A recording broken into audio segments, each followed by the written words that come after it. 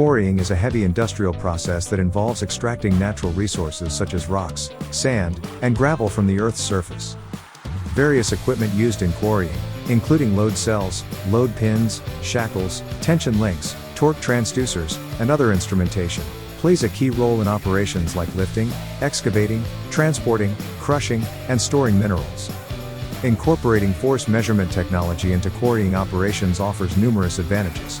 It enhances blasting patterns to achieve more efficient rock fragmentation, reduces overblasting, ensuring safer operations and higher quality materials. Our sensors help prevent overload damage to machinery, optimize drilling and excavation for precise resource extraction, and even assist in monitoring material density to streamline processing and transportation. Other heavy machinery used in drilling and blasting at shallow excavation sites also relies on force measurement systems to ensure safety and prevent overloading. Throughout the quarrying process, overload protection is essential to comply with regulations and safeguard equipment from excessive wear and tear. Our load cells play a critical role in improving maintenance planning, extending machinery lifespan, ensuring quality, and reducing operational time. Interface load cells also offer real-time data during material processing, providing valuable insights into the weight and quantity of resources being handled.